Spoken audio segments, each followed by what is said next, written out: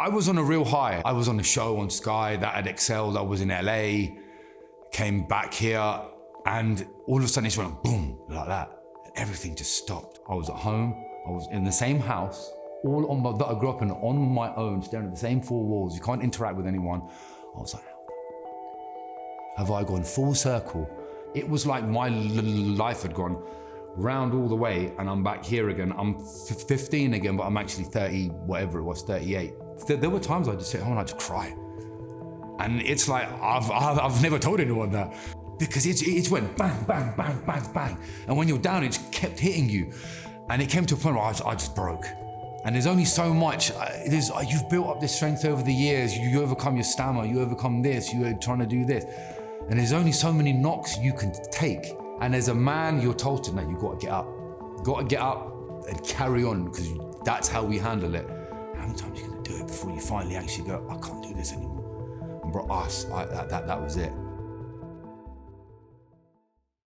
Imagine carrying the weight of expectations, silent struggles, and the pressure to always have it together. The Dad Project is a space for open, honest conversations about men's mental health. Raw, real, and long overdue. In season 2, we go deeper, sharing powerful stories and fresh perspectives from those who've lived it and those who help others through it. Filmed at the Old Court in Windsor, this season is about breaking stigmas, redefining strength, and starting conversations that matter. I'm your host, Naroop Juti. Let's talk.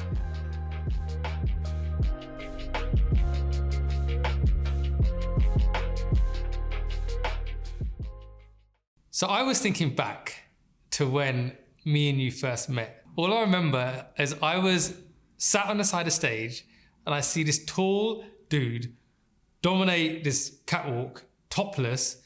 And I was there, this chubby Indian boy, looking up thinking, who the hell is that?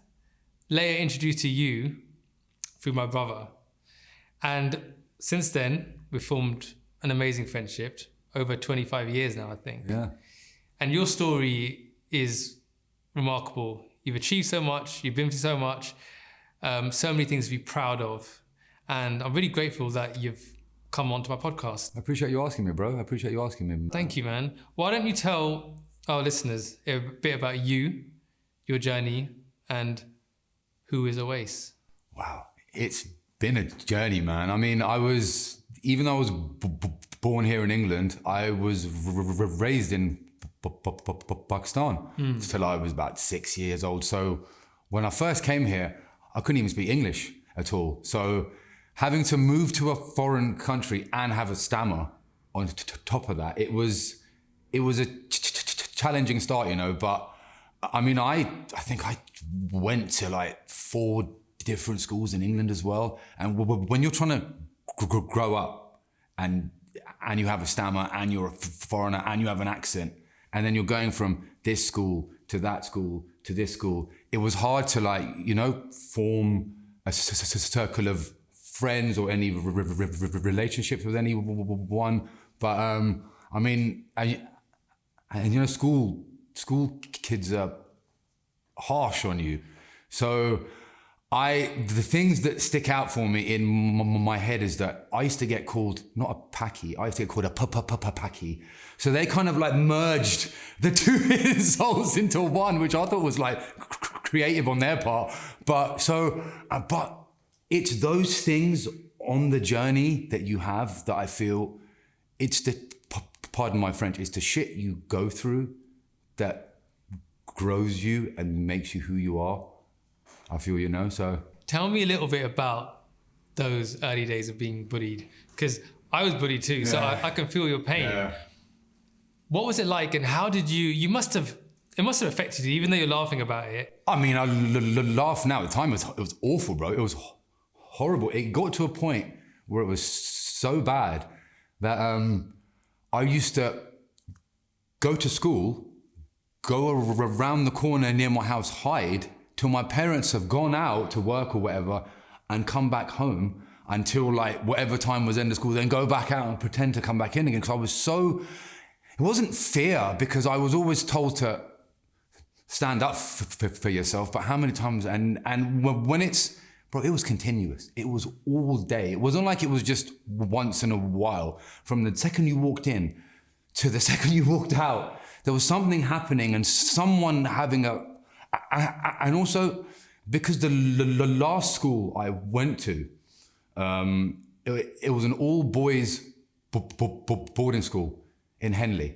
And I was probably the one and only Asian there as well. And I remember the first day I was introduced to an assembly, the headmaster like sits everyone down and reads out the names. He's like, Andrew Jones, James Smith. And then he goes,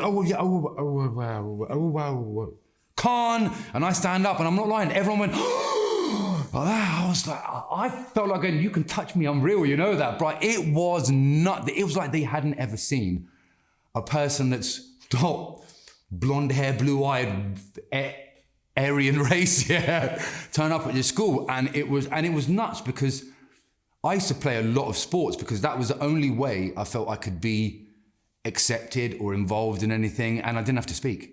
Because speaking was, and the thing is, having a stammer, now I'm older, and if I really want, I can have like full control over my speech. But when you're 14, 15, 16, and you feel like you're the only one in the whole school, of every school you've been to as well, by the way, that has this, it's hard to explain because it's like nothing comes out. I'm trying to speak and it just like blocks it. Yeah, and the more nervous you get, the more stressed you get, the more upset you get, the harder it is to speak. So the only escape I found was sports. And the same kids that would call me a Packy and would fight. I mean, I got in fights every day because I'm not gonna just sit and just take it. So I was sent to the headmaster's office regularly. He goes, Khan, you're back again, which at least taught him how to say my name. But sports was the same person that started a fight with me, was high-fiving me after whether it's cricket or rugby or anything, man. But that's why I realized I had to find that escape from all of that. And sports helped me at the time, man, yeah. But well, that's so interesting. So instead of like, well, some people might go and see a counsellor or a therapist at a young age, you found your avenue to, I guess, gain respect as well, right? Because 100%, it must have felt being bullied isn't nice. You feel like the odd one out, you feel weak in a certain way, other kids laugh at you, you don't know what to do. But this was your opportunity to say, look, respect me. I might have something that is not like what you guys have, but I'm just as cool, accept me. So what did your parents do at that young age for you? Because I can imagine that they're obviously trying to help you. They don't want you to be bullied. What kind of things did you do? And how did it affect your self-image? Like, I know you had the sports stuff, so you're feeling cool at school, but then I guess when you're at home and you're alone, you must have felt something. You must have tried to dig deep into, I wish I didn't have this stammer. Like, what kind of processes did you go through to try to overcome that, and how did it make you feel? I mean, at that age, the first thing your parents do is to send you to a speech therapist. But I mean, even at that age, it was hard to understand that, and it's like you close yourself off. And I found that I would distance myself more in class and school. I wouldn't speak as much. I wouldn't interact as much. And the thing is, I don't know, back then, parents didn't maybe take it as not seriously as they do now. I think there's more out there to help others going through stuff like this now than back then. I was like, oh, he'll be all right. And also, because I was a boy, I feel in a way as well, they were a little bit less concerned about that side of things, and that it's a growing experience. You're a boy, you'll be fine. Stand up for yourself. You're a Patan boy. You can't be weak. Wow. So it was hard to even express any of that, because who am I going to tell? At that stage, I was boarding in school as well. So I would cry down the phone to my parents at night. They're like, how are you? And I'd be like, at first I'd be like, I'm okay. And then you can only hold that for so long. So you didn't feel strong? They said be strong, you didn't feel strong? No, because I was on my own. I had nobody, really. And so you couldn't open up because were you embarrassed? You didn't want to... Who am I going to open up to? I said, that's the thing. Who? I tried to tell my parents, my dad, though he's opened up a lot more now, he's great now. Like he cries at everything now. But back then it was the whole, you're a Pakistani Pathan, you know, this is not how we, not that directly, but you have to have strength to handle this and overcome this. But I was a kid. But that's a lot of pressure on you, isn't it? Of course it is, yeah. And at that point, it came to a point where I just not cracked, but it was like, bro, I was struggling at school, man. But saying that, in the 1 year I boarded, my grades were the best they ever were, which is the irony of the whole thing. But I just wish that at that age, I just had somebody around who'd just be like, no, it's okay. Or if you want to speak to me, or trying to understand or empathize. But back then it was different, man. Even at school, who am I going to tell? I had proper old English, like house masters, and I can't speak to them, you know? Yeah, that's really interesting, because when I think about my bullying with my eye condition, my parents, having listened to podcasts, said, I never knew you were bullied. And I was like, same thing, what am I going to say? Yeah. Right? And then I went to private school, one of the few Indians. Yeah. Gets bullied, get excluded. I was chubby. I wasn't good at sports. Yeah. Unlike you, so I had no way of gaining respect, really. Yeah. Wasn't amazing at education either. And you're saying you don't have anyone to turn to. It's hard, man. But it takes a lifetime to go over something like that. And I think when you become a man, you might be able to find ways to process it. Yeah. But I think nowadays people and young men are quite fortunate, young boys, that their systems now, teachers will look out for it. 100%, yeah. And they'll write to the teacher, just parents, oh, we think this is occurring. I know with my daughter, if there's anything in the class, your teacher will email you the same day. Yeah. This has happened, this incident happened. If that was me, there'd be emails every day flying to my parents. Yeah, I know what you mean, yeah. But you just kept it in, didn't you? And it wasn't, because it wasn't, nobody was aware of the importance of handling these things back then. And that was it. You just held it in, and it built up and built up and built up in there. It was hard, man. Do you think now, as your dad, and we'll get onto this a little bit later, you're going to keep your kind of eye open for stuff like this? As I think I already do, because it's weird. It's my daughter, it's weird because she, funnily enough, happily enough, looks more like her mum. And the only thing that it's weird I gave her, because I started noticing in her about 5-6 months ago about her speech. And she started stammering a little bit. Okay. And bro, it's okay.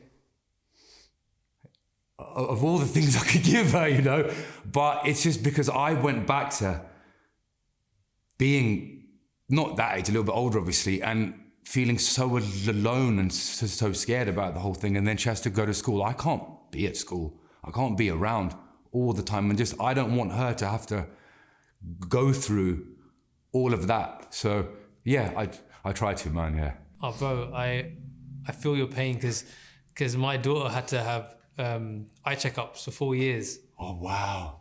Yeah. Oh my gosh. From when she's born till she's 4. They had to put her under full anesthesia. And when they would do it, I would hold her and she would cry because they tried to fool her with the toy just so they could do a checkup on her. And I'm thinking, is this the gift I've given you? Yeah. Right? So I get it. I totally get it. But she's okay. And so... Yeah, I mean... I know, but I could... It's funny is...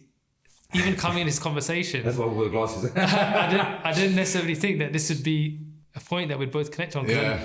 I didn't know this. Yeah. But it hits, man. Bro, the hardest, man. That hit me. That was the first time I was like, wow, if that's the thing I gave her. But that's where I know that I can give her the strength and the tools and everything for it not to be a big deal. Yeah. For her, you know, that. And the thing is, it can stop at a certain age. Mine hasn't. I'm hoping it will stop at some point. But, my family were like, it'll be fine, because I heard it first. I heard it before anyone heard it. And everyone's like, oh, you're making a big deal. Perhaps she's just trying to copy you. I was like, that's not her. And I can see my daughter getting like frustrated. And what I've taught her is like, just stop, take a deep breath. And I hear her going, I feel frustrated. I'm gonna take a deep breath. And she takes a deep breath. And then she'll like, but because no one else understands how it feels to be in that moment. So they will all say, oh, it's okay. She'll be fine. But I mean, if I can help her through it, then... I'm just processing your feelings, man. I really am, because it's, I can't help but put myself in your place. Do you sometimes look at this, and we'll get onto, again, your work that you do to help children with stammers. Do you feel like this could be part of a greater calling for you in terms of, I'm going to help my daughter through this, but then if I can do this for her, and you are a Stambassador yourself, I could help so many others, because I don't know what the statistics are with Stammer, but I'm sure there's a lot. Do you ever think about that? It's strange, because after I was on the show on Sky, the Desi Rascals stuff, I had, and it blew my mind, the number of families, mums, children themselves that said, seeing somebody that has a stammer, because it's not taken as a serious issue or anything that you have to overcome. It's not a terminal illness. It's not anything of, so it's not taken as seriously per se. So if you are suffering it's hard to find avenues of how do I overcome this? Is there anyone else out there? So it blew my mind. The number of families and children that were like, seeing somebody that has a stammer on TV made me feel like I'm not alone, and seeing that you can overcome it and you're not scared to even openly have it, because I'm not hiding it. There was a point I was scared to say my own name. I wouldn't even speak. And that's strange coming from me, you know what I mean?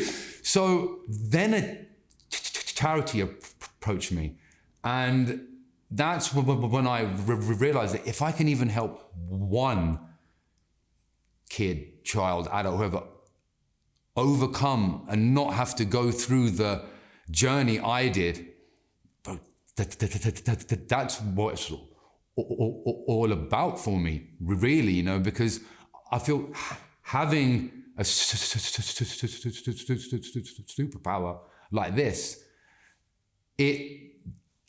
it's made me a lot stronger than I think I ever would have been. And you can tell I'm talking about something that's there, because it's weird, because your speech gets affected by this and this so much. And again, if I like really slow down and I take a breath and I want full control, I can speak to you normally and I will not stammer over anything I say. But trying to do that all the time is really difficult, man. You have to focus and you have to concentrate. And that affected me with even work and stuff I got, because I, as we'll probably talk about, ended up in the media world, where for someone who has a stammer, then chooses he wants to speak on camera, you know? So, but yeah, bro, I think that if I can help, that would be awesome, bro. That's what I want to do, is use this as a tool to help. One thing I've always wondered about you throughout all these years is, when I think of Owais, don't judge me. Thank you, bro. I appreciate that. Don't judge me on this. How often do you think of me? I can't believe I'm going to say this. I think six-pack, right? Just 'cause, what else do you think about when you think about Owais? It's 8, bro. Come on, man. It's these the abs. It's these glossy images, all wet, pout, right? Yep.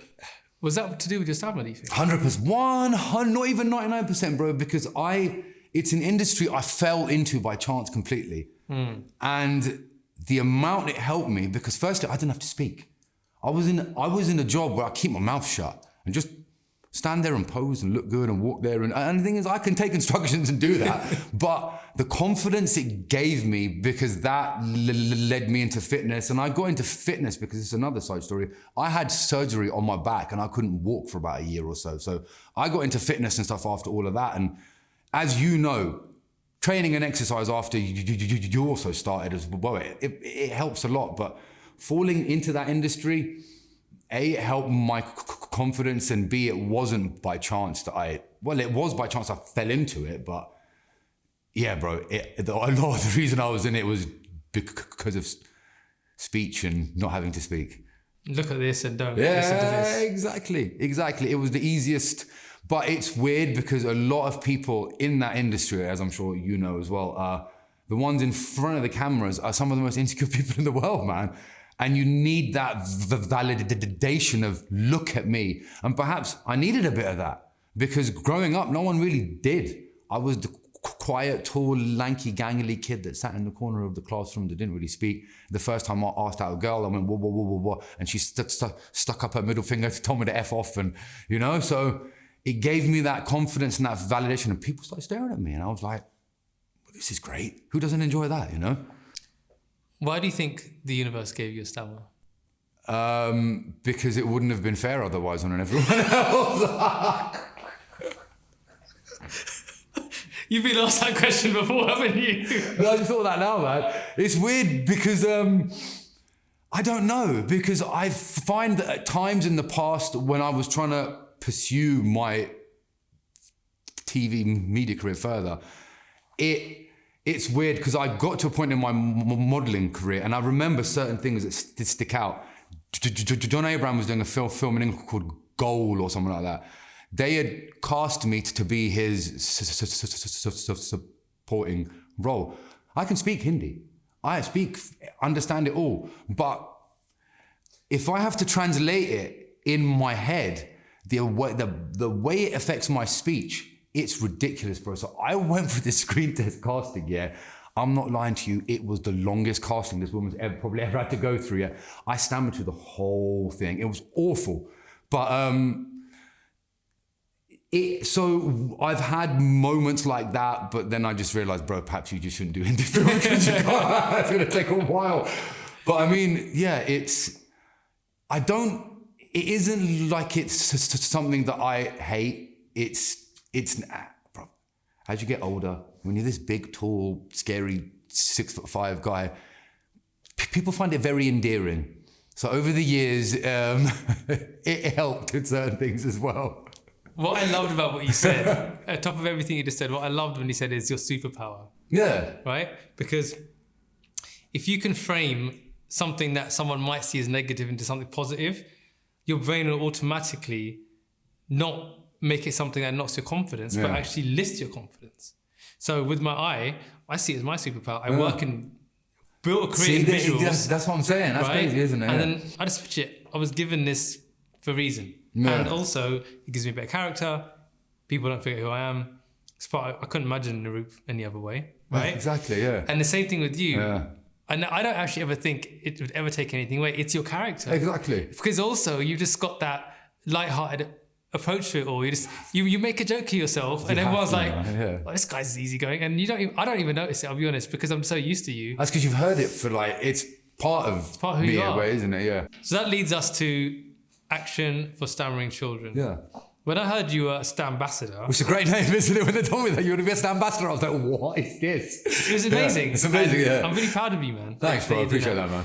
Tell me a little bit about. You said they contacted you. Yeah. But tell me about when you first heard of them, the work that you do for them, and also what you would want to achieve with them going forward. Yeah, I mean, so when I was on the show, they hit me up and stuff, and we started speaking. I wanted to know a little bit more about what they do, and it's great because they help you at that core age. I went on speech therapy at 13, but speech therapy isn't gonna help you go on the journey or understand it. They're trying to fix you. When you can't fix it, it's just a journey you have to go through. I mean, I've been on some crazy speech therapy courses, man. It's been hilarious, honestly.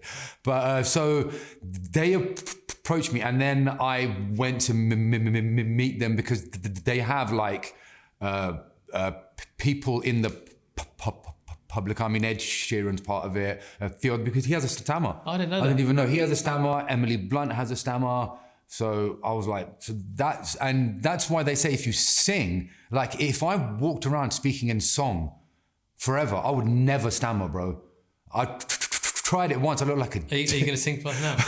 If I spoke to you like this, that's what I'm saying. How you don't stammer, it's weird because you build this harmony in your head that helps you. But so I got involved with this charity, and what you do as a Stambassador is you have these kids aged like the first time I got involved, there was kids aged between like 12 to like 21.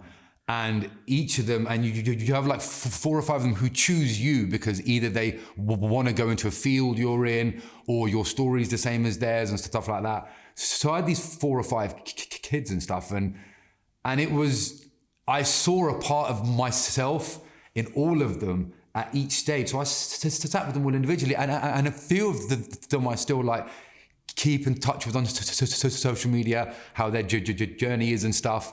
And by the end of that, the response I got from them because as I could see them as they were speaking, that they went, because you hold it here. And when you hold it here, it does this and it gets really hard to let it out. So just to have them go like that, and you could see them relaxing and it helped their speech a bit. But the joy it brought me, knowing I affected them in a positive way, even slightly.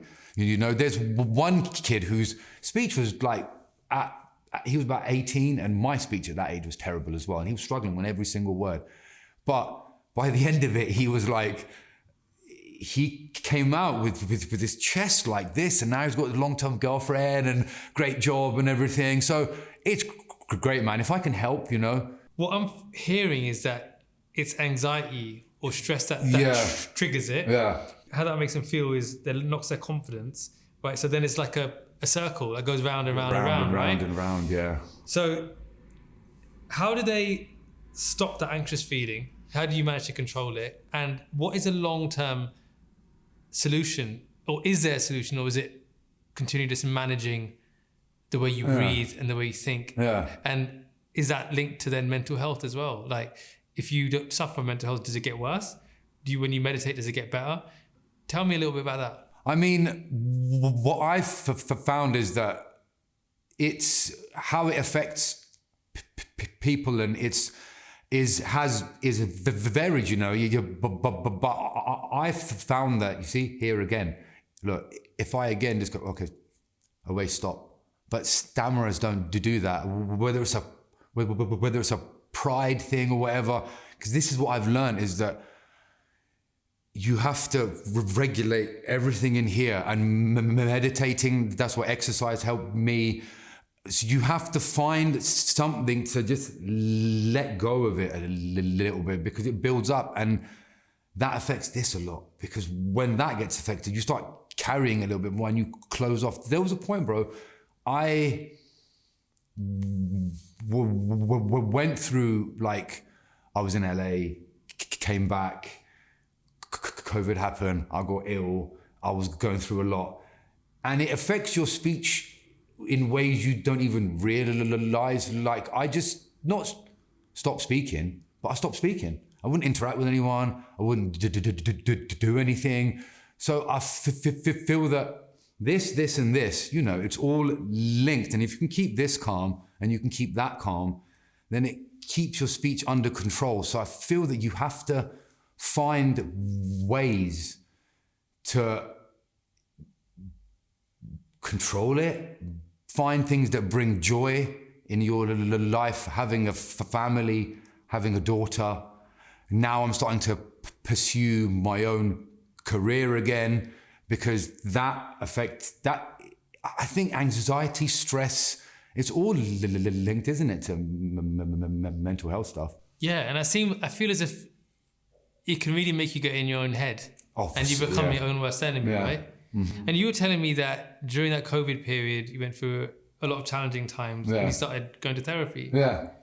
And was that therapy for your stammer or therapy for your mental health, or a bit of both? I think it was mental health, and I think that's come from all the years of frustration with your own speech. It's like, in all honesty, I was on a real high. I'd spent 18 to 20 years in an industry struggling. I went to India, came back, I did things here.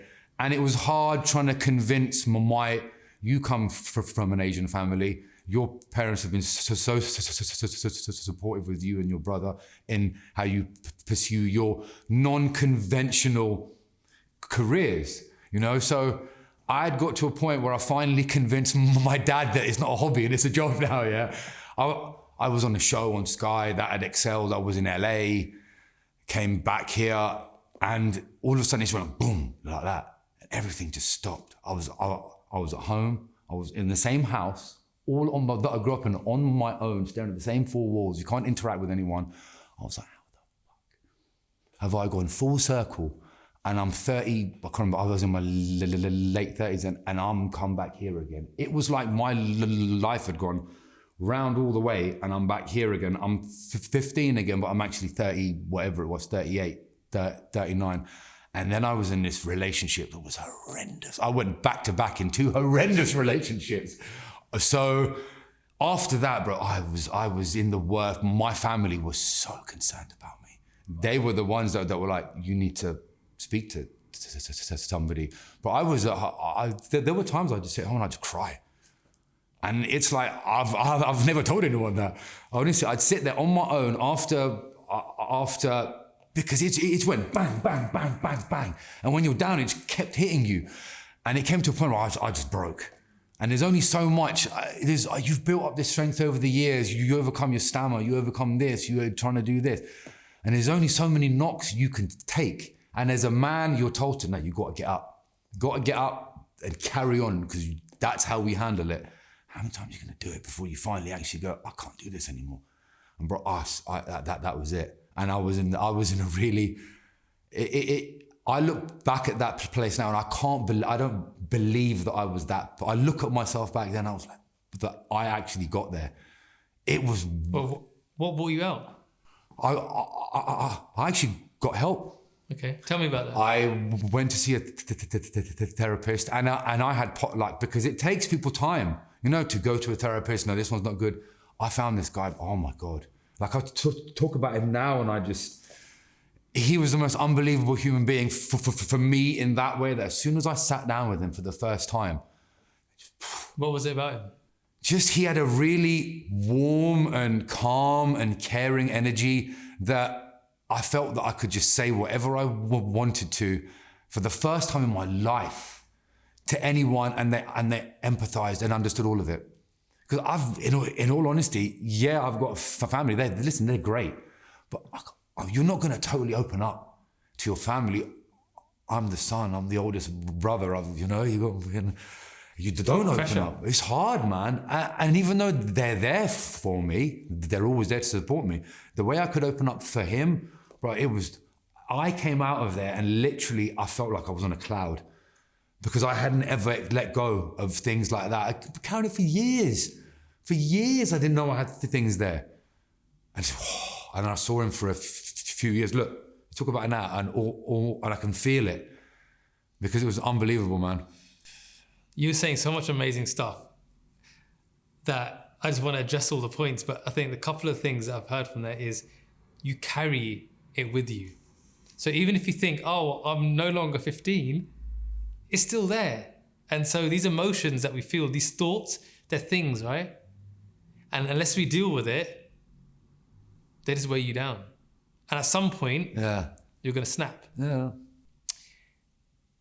If you had like a meetup group that you could have gone to at that time, do you think you would have done that, like a men's meetup group? I think so, yeah. With the Dad Project, that's what we're doing, right? We're creating a safe space for men to come and talk. And it's interesting because I've known you for so long as a mate, and I'm learning so much about you that I never knew. And I feel like I'm a kind of man that someone can come to and talk to, because you know, I'm open like that. Yeah. But I'm seeing a part of you that I've never seen, which is a beautiful part. I'm really admiring all this. But because I've always not only physically look up to you because you're taller, but emotionally as well. I'm like, this guy's killing it. He's always the one who's got the most attention. He's always been in great shape. Like he's flying around the world. Yeah. He's on TV. He's all this, that, and the other. He's in magazine covers. He's like a Superman. Like there's nothing that can bring him down. Yeah. Like what's his kryptonite? But then you find out, even you have your moment. You spend your whole life trying to be accepted, even with like for friends and stuff. You guys were my first core group of friends because I kept changing schools. This friend to that friend, even like, so you spend your whole life, and then I went into a career where you're trying to seek acceptance and validation, and that's felt like my whole life. That's all I was trying to do, and that's where it got to that point. I was like, I can't do this anymore. I'm doing it again, and then it's the same thing, whether it was work, family, personal life, friends, relationships. It was always like, am I good enough? Always trying to prove yourself. Even with my father, in a way, we're really, really good. Me and my dad like that. And all I've ever wanted to hear him say is, son, I'm proud of you. And, you know, I think I heard him say it once. And it's that you want that validation, because I look up to my dad. You think I've been through a lot. The reason I don't complain about it, because I see what he went through and the journey he had. And I'm like, well, if you can go through that, why am I sitting there, you know, complaining about this? But bro, that's so beautiful, because when I think of the Dad Project and what a dad signifies for a man, do you talk about superheroes? We've said it a few times. He's a superhero, right? Yeah. And if your superhero abandons you or is not long in your life, you're just going to look at villains, aren't you? And they're going to become the ones who become people you admire. And I can feel everything you're saying, man. I really, really can. How important has your dad been to you? Like, tell me about, I know you said you had a great relationship with him. Tell me about your journey with him, man. I mean, growing up, he was more of the like father. Like there was that respect, but it was a father-son role. I think as I've got older and after the journey all of us have been on with my own parents and everything, if I'm totally honest with you, bro, and not everyone might enjoy hearing this, but he's the one person that I can now, that has been there for me. He might not have agreed with everything I've done. I might not have agreed with everything he's done or tried to do for me or advice he gave me, because my man gives advice. But he's been the one person that I feel has always been there, that's given me that it's okay, he's there. And it scares the fucking crap out of me because our parents are getting older. And it's inevitable. It's inevitable. It's happening in our own friends circle now. But you see your father as that superhero who's invincible. And you had other challenges because your parents separated at a young age. Yeah. And you had to deal with, okay, mum's there now, and then dad's there. So where do I go? How did that affect you? I mean, I was 19. I remember the day I got the phone call from my mum. I was in my university SU. It was R&B night. We had the old Ericssons that used to like flip open. There was my mum called and she goes, by the way, blah, blah, blah. And I just sat on the floor outside of the SU, and I swear, it felt like I was there for days. And all my friends came, what's wrong? And I was like, and it was weird because it wasn't a normal thing back then in Asian families. What did it make you feel? What was the emotion? Did you feel you were responsible in some way? I just didn't understand, because everyone looked at our family. My parents is perfect, you know, 2 parents that were great. And my parents, it was a love story. My dad saw my mum on the street, jumped on a bus that my mum got on, followed her home to her aunt and uncle's house, knocked on the door. I was like, I want to marry your daughter. So it's a love story. It wasn't like it was arranged or anything. So everyone looked at us with these 3 kids who were great, father's doing well, he's a success as the family. So when that like broke, I was like, what? And it was even now, like, if I think about it now, that's why I will always work even harder to make my family work, because it's fucking hard, man. It's really hard, man, because in the Asian community, it's like that word didn't exist back then. Your parents are what? And it's like, and then you're like, why? Is it our fault? Have we done anything? Is there anything I could have done to help them?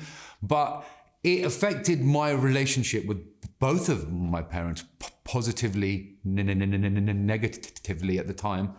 But the one great thing that came out of it, if you can say anything, came out of it, me and my dad became like that.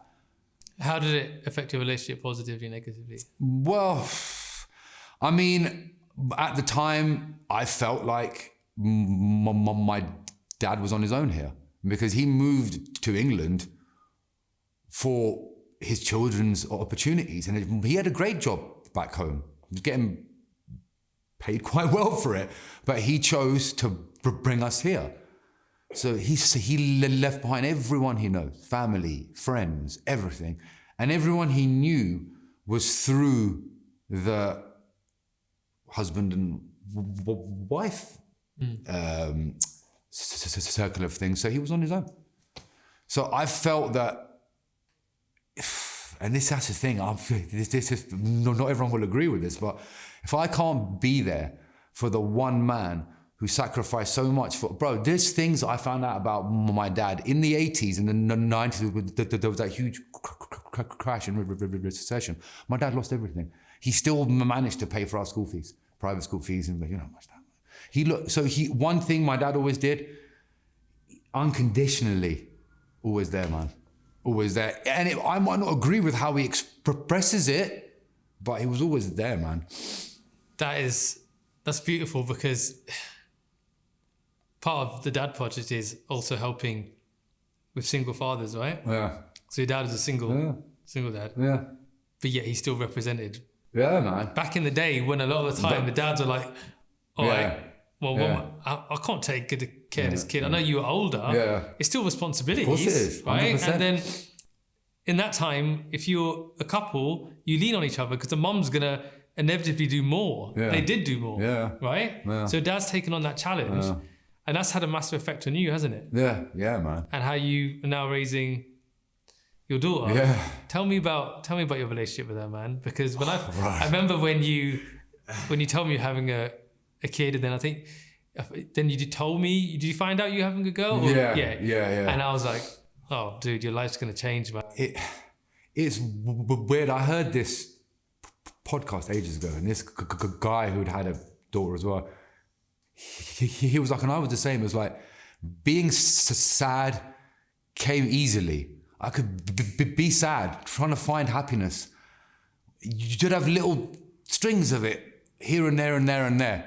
But then my daughter came along, and he's a happy tears now, so it's all right. And it's the most overwhelming love that you didn't think was humanly possible to feel. You know exactly what I'm talking about. And the first time you hold her, my hairs are standing up, look at all of that. The first time you hold her, it's like, I still remember it now. And it's one of those moments you will never forget. She is my greatest achievement in life, man. And our relationship is, it's amazing, man. How has she changed you? She's calmed me down, I think, a lot. She's gave me purpose. She gave me that because I had lost it a bit, I think, after everything, after LA and being ill and everything else. I had lost a part of me, I think. And she has made me whole again in a way, you know. So when you look at Owais now in the mirror, you see a different man than you did before. Completely, bro. You remember me back then. You remember me and you know me now. Yeah, I think it changes you, it calms you, it puts your feet on the ground. I think I needed it. I really do. I think I was ready for it years ago, but you can't force it. And I think is the timing of things is, I think whether it's fate or whether it's meant to be or whether it's a journey, or it's the timing of things. Because I was so ready a few years back, but when she came along, bro, I mean, I smile every day, man, now, you know. What world do you want to create for her, man? I want her to feel that she can be anyone she wants to, that she can live any life. I don't want to hold her back. I'll support everything. Bro, I just want to look after her, love her, protect her. I dread the day she turns 18 and someone knocks on my door. You know what I'm talking about. But bro, I just want her to feel that she can be herself without being scared, and that she can come to, more importantly, that she can come to me for anything, man. I don't want her to be scared to tell me how she feels about anything, you know? And I think that's a really good point, because with my daughter, I want to create a safe space to her. Because before, dads, if you were a daughter, you wouldn't start telling them about certain things where times are changing for you. 100%. You go to mum, right? 100%. But dads now want to be like, don't leave me out. Yeah. I want to know what's happening too, Yeah. right? Because that's a massive change. 100%. That's a massive change. Yeah. And what do you tell other dads? Like, I'm sure you've spoken to maybe some dads who are single fathers or dads who might be struggling. What kind of advice do you give them, or have you had to give anybody advice? Because I think on this podcast, especially, we speak to inspiring fathers, right, who really have made a change. But there's a lot of fathers who do struggle, not because they're not good dads, but maybe because they were raised a little bit differently and they weren't given love. Yeah. And so because they weren't given love, they don't know how to share love. And not that they don't want to, they just don't know how to. Have you ever come across that? Or what advice would you give to a father who just wants to be present? I think you've said the key word there. The most important thing is being present. Because as you were saying, back in the day, even up until recently, I know a lot of the dads I speak to, whether it's in a shop where he's helping me or a friend or someone. There was a guy I spoke to, he's got two kids, and he goes, I don't help at all. I just work. I was like, bro, I do everything. And it's a joy. It isn't like it's a chore for me. First thing, and I know you can't always choose this sort of stuff. You have to want it, because it's not easy. Having a child, it's the most beautiful thing in the world, and it's given me more joy than anything I've ever had. But you have to want it, because it's hard, and that's when you really have to be present. And even if the relationship with the two of you, the mother and the father at time is, because that will struggle at times. Having a child challenges you and your relationship, and you have to look past yourself, because you are not the most important thing anymore now. You're technically third, but you're actually number two, because your child now comes before everything. And that's how you have to think about it, is that it's not about like me. It's not about me anymore. I have to stay alive and healthy. But I mean, everything I do now is for her. I think about every action, and this is every action I do, whether it's what time I get up, what time I'm in the gym, how I eat, what to work, every action I do, I think about her. How is it going to affect her now? How's it going to affect her 5 years down the line if I do this, if I act like this? And that's something that if you don't have, you have to make an effort to do, because that's the only way, bro. You have to be involved. You have to be present, because a lot of fathers aren't. And that's the hard part, is that how do I do it? Take small steps. Get involved with little things first. Help feeding, change a nappy. Like I tell friends, I've got friends who've got 3 kids, never change their nappy, bro. And I'm like, what? I'm like, so just even if it's a small thing like that, because then it's the connection you have, the little time you spend. I put my daughter to sleep. I love that. I'd get up with her first thing in the morning. I enjoy that time, because it's that quality. Because fathers and children, especially with daughters, with sons, whatever, you very rarely have that alone time when the mum's around a lot. Yeah. So when you're a single dad, you have a lot more alone time. You have to use that time, man. Yeah. And that's really true. And you said something which I've actually only recently started to really look at is the pressures of being a dad, right? And in some ways, because we see so much content online about amazing dads, do this, do that. There's a pressure of, am I failing my kid? Because this guy on Instagram just did this, and this, and I can't do that. So am I a bad dad? Yeah. Right? And you start getting dad guilt. 100, right?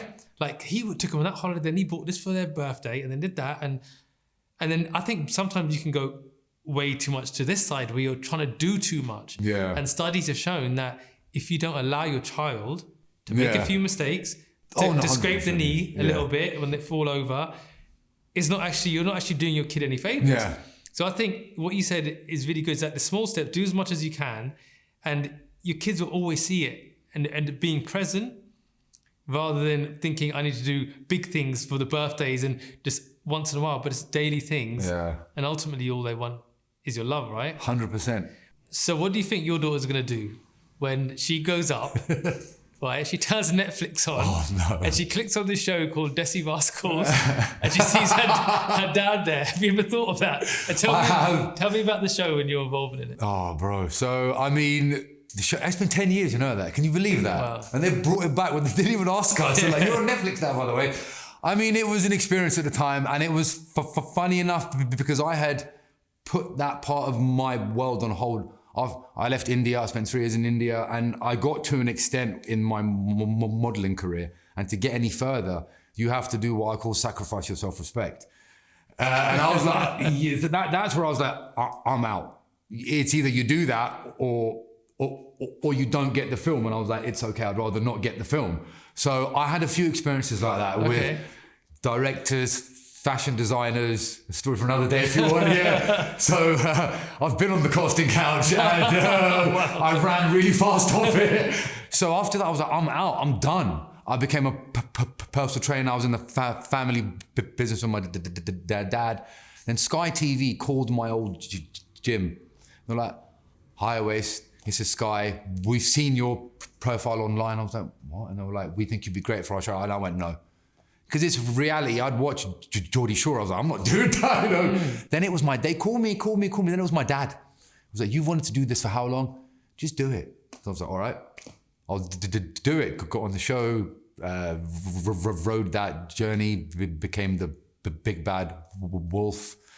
And yeah, bro, it was a journey, man. How did that impact your life, being on the show? I mean, it opened opportunities up, and it showed me that human beings believe things quite easily because it's structured reality. So that means the shows have a narrative. And you can tell I'm talking about something that stresses me out. My speech has gone again. So it wasn't all pre-shot and edited. It was shot, edited, and aired, and each episode was done like that. So we realized the first episode, this is dry. No one's doing anything. Someone's got to do something. So I sat down with production and I said, I'll be the bad boy of the show because someone's got to do it. I bet you will, yeah. Loved it, man. It's great fun because you're the one who everyone talks about. You're the one who everyone wants to see on TV. I was the one getting sent for all the interviews and stuff because I put my balls on the line, which British Asians don't do. Oh, my auntie's going to watch it. What will she say? It's like I sat with my family and I watched it. It was horrible for me. I've got to watch it again. It was horrible, bro, because I didn't know how it would air. I sat there every week. I'm not lying to you, like this. I've got my family on FaceTime abroad. I've got my mum, my dad, my sister. Everyone's in the house. And I'm saying, oh, what are they going to do? What are they going to do? And it wasn't fun at times. I was the bad guy. But would I change doing what I did again? No. Because I was the guy that probably got more out of it than anyone, really. Do you want to do more stuff on TV? Is that something I would like, but not down the same path. I think if I had the opportunity, it would be like punditry or presenting in sports journalism. I've got a huge passion in that. I've now started doing a lot more stand-up stuff again, which you'll all be seeing soon. Where did that stem from? Speech, stammer. Right. It's something I'd been working on for a long time, because I would write, just write the experiences I've had, just to remember, because I was like, bro, it's a journey. So I've written, most of it is about growing up with a stammer, speech issues, trying to date, having a stammer, fatherhood, all of that. Because if you can use what people see as a negative or a bad or a upsetting, traumatizing path, if you can turn that into something that is a joy or make somebody smile. I love making somebody smile. Again, it's that validation you want, isn't it? Of course. But if I can make somebody smile and laugh through my own trauma, bro, you've got to laugh at yourself about, haven't you? So, yeah, man. I love that. Who knows? And that brings us, as we come to the end of this conversation, that I think what you just said there is a really beautiful feeling to have, of to give to people, that you want to make people smile, make them to be happy. So if I was to ask you, how would Owais want to be remembered? What would you want people to take from who you are, what you've done? I was the man. No, that I've always been, do you know something? All my life I've been judged, whether it was how I speak, how I look, why I always was topless. People have always judged me, and people think they know me. I just hope that people remember me for the genuine, real version, and that everyone has scars, and it's how you go on the journey. And as I said, it's the shit you go through that makes you who you are. Amazing, brother. Well, listen, thank you for coming down. Thank you, bro. Appreciate that, man. Great conversation. It's been awesome being here, man. I feel honoured, man. I've learned so much more Thanks, about bro. you, bro. And you are an amazing guy and an inspiring father. And make sure you give me tickets to stand up, brother. I will do, bro. I will. I'm going to put you right at the front and pick on me and heckle you as well, right? Exactly. Amazing, yeah. brother. Thank you. Thanks, bro. It's been awesome being here, man. Nice one, man. Thanks, man.